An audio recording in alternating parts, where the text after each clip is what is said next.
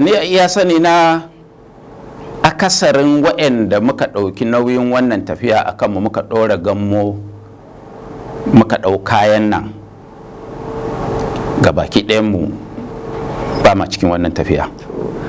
Ƙila laifinmu ne kuma ƙila laifinsa ne shi janar Muhammadu Buhari, domin ba zai yiwu a ce dukanmu nan mu 34 da muka fara wannan tafiya da shi, dukanmu nan a ce mu masu laifi ne ko ba mu iya ba ko mu masu son kai ne mu rabu da shi kuma ya zauna a ce shi mai gaskiya ne ko don ya iya ko don mun yi wani abu ya sa ya rabu da mu.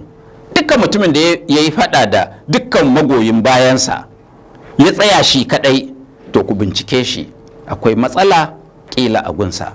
Kin farko da mu aka yi faɗan ƙarshe haka shi na dauka a sannu ba na gode in kuma kai batu a yi makushe Najeriya na ta ya kuma dai siyasa ribar ta nan duniya aka yin kwashe ga mu a hannun yan koyo sun bar mu rumbu ba gari su ko suna kwasar taushe. Amma dai ni a iya sani na mu 34 da muka fara wannan tafiya, in akwai wani wanda yake taka wata rawa na a zo a gani sai dai a gaya min, ni ban san shi ba. Ba zai yiwu ku a ce duka mu 34 din nan ko da yake waɗansu alajikansu sun rasu a ce mu ne marasa gaskiya, mu ne ba mu san abin da muke yi ba, mu ne masu son kai. Dukanmu shi kaɗai ne yake da tausaya wa talakawa, amma kuma in ma yana tausaya wa talakawa sun gani dai a ƙuryarsu. Dama kullum muna yin kamfen yana wata kalma, jiki magayi, jiki magayi. Mu a namu zato jiki magayin nan a lokacin da muke wannan kamfen yana magana ne da waɗanda suke shan wuya, suke cin azaba a ƙarƙashin gwamnatocin da muka yaƙa.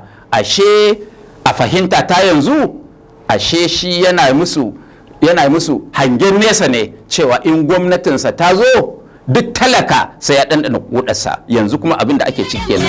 Duk abin da zai ci yana tsada bai san ta ina zai kama ba. kara da kiyashi na dauka Ga tsaro bai samu ba, bakin zaren ba su kama ba. Najeriya na ta Da kayi batu sai har gagi su ce kana su karba ba. ga mu a hannun yan koyo Ya kuma ga ruwan sama ya sauka, noma ba zan ba taki ba. gwamnatin Allah ba ni Mu ce mafi alkhairi ba. Ga yunwa, ga rashin abin yi, ga rashin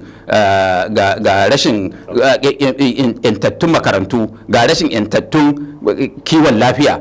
Dukkan wannan ga talauci ya addabi kowane irin mutum a ƙasar nan. Ni dai ban sani ba, da yake kai ka sa katuwar babban riga, watakila kai ka hau next level, amma kamar ni da sauran masu sauraronmu, masu kallonmu, ka san dai Allah ya isa tafi yawa a bakunanmu a kan alasar barka. ga irin sa